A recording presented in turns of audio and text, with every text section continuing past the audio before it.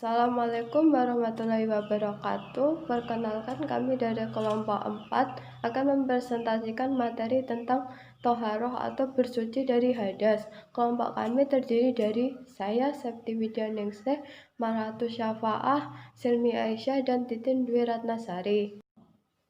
1. Pengertian toharoh. Toharoh jika ditinjau menurut bahasa mempunyai arti bersuci, dan jika menurut syarah artinya ialah membersihkan diri, tempat, pakaian, dan benda-benda lain dari najis serta hadas menurut cara-cara yang ditentukan oleh syariat Islam. Selanjutnya adalah macam-macam toharoh. Secara umum, pembagian toharoh dapat dibagi menjadi dua, yaitu toharoh manawiyah dan toharoh nisiyah. Yang pertama, toharoh manawiyah atau toharoh kalbu atau hati adalah bersuci dari syirik dan maksiat dengan cara bertauhid dan melakukan kegiatan amal soleh. Saya Maratu Syafaah. Di sini saya akan menjelaskan tentang hal-hal yang dapat membatalkan wudhu. Memperhatikan hal-hal yang dapat membatalkan wudhu.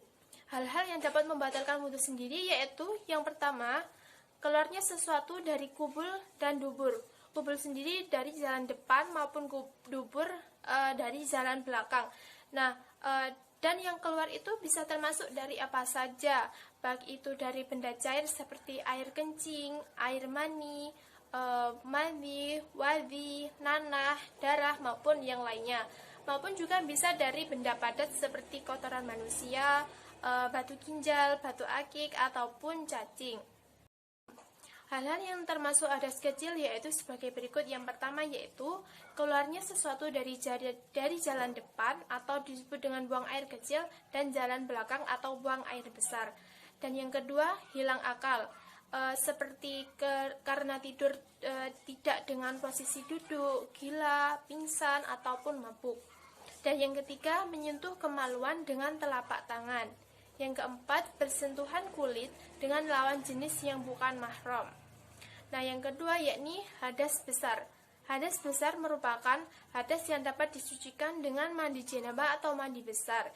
Jika berhalangan atau sakit dapat diganti dengan tayamum.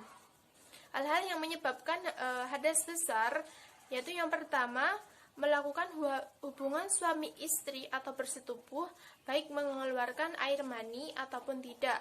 Dan yang kedua, keluar sperma atau air mani baik disengaja maupun tidak. Yang ketiga, selesai menjalani masa haid serta nifas bagi wanita. Yang selanjutnya yakni wiladah atau setelah melahirkan. Dan yang terakhir yakni meninggal dunia, kecuali yang meninggal dunia dalam perang membela agama Allah, maka ia tidak dimandikan. Assalamualaikum warahmatullahi wabarakatuh. Saya Titin Dwi Ratnasari dari kelompok 3. Saya akan mempraktikkan tata cara berwudu. Tapi sebelumnya saya ingin menjelaskan tentang beberapa hal tentang wudu. Yang pertama, saya ingin menjelaskan rukun-rukun wudu. Rukun yang pertama adalah niat yang kita baca di dalam hati saat membasuh wajah. Rukun yang kedua adalah membasuh wajah. Batas-batasannya antara lain dari ujung tumbuhnya rambut sampai ke bawah dagu, dan lebarnya di antara kedua telinga. Rukun yang ketiga adalah membasuh kedua tangan. Batas-batasannya dari jari kuku sampai ke siku-siku. Rukun yang keempat, membasuh sebagian rambut, setidaknya selebar ubun-ubun.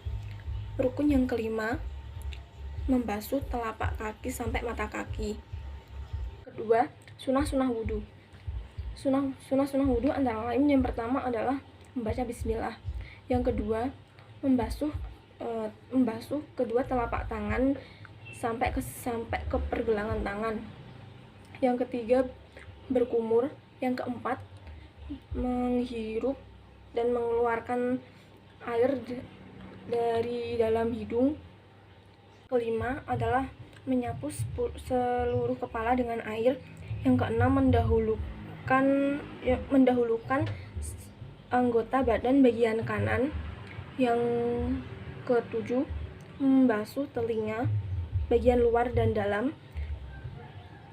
Yang kedelapan, membasuh sebanyak 3 kali. Yang kesembilan, menyela-nyela jari tangan dan jari kaki. Yang ke-10, membaca doa sesudah wudhu. Sebelumnya, untuk bagian telinga dan rambut, saya akan praktikkan di luar jilbab. Bismillahirrahmanirrahim.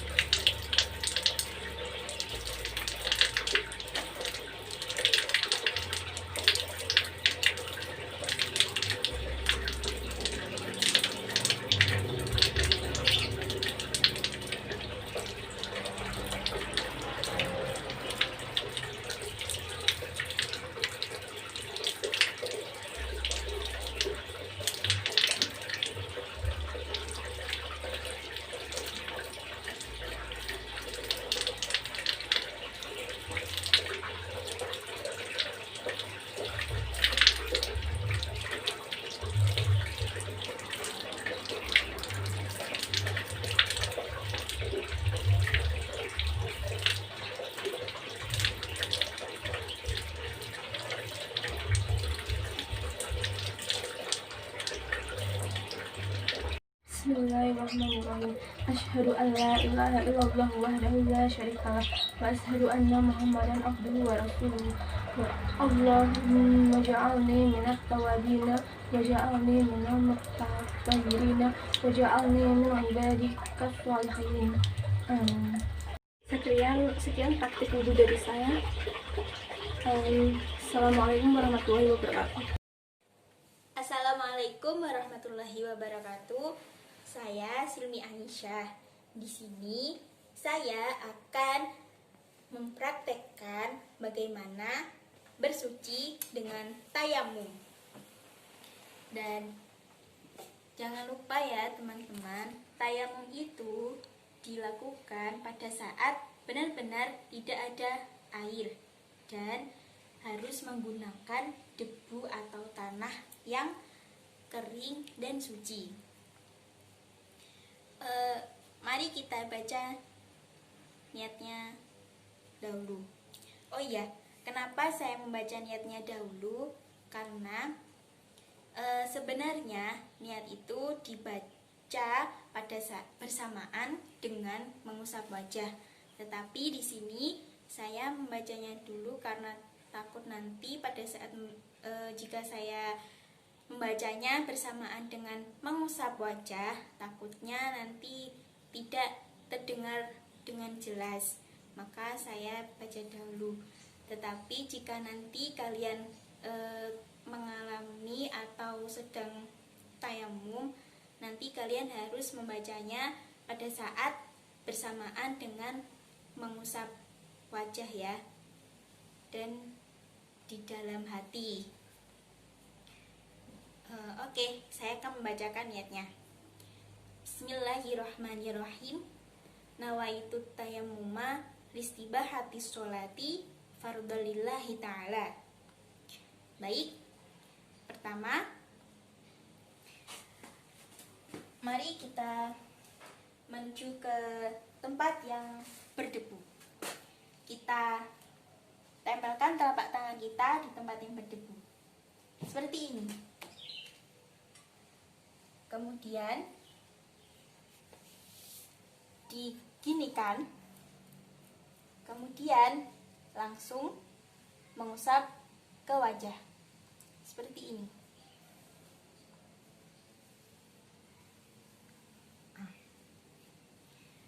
Nanti kalian harus sampai telinga ya.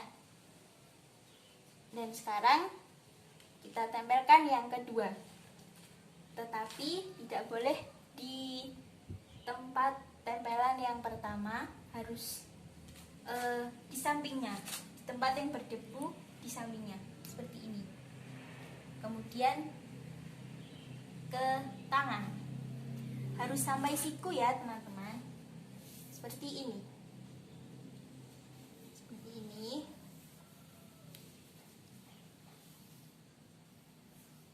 Seperti ini. Kemudian kita tempelkan lagi yang ketiga untuk tangan yang kiri di tempat yang berbeda lagi.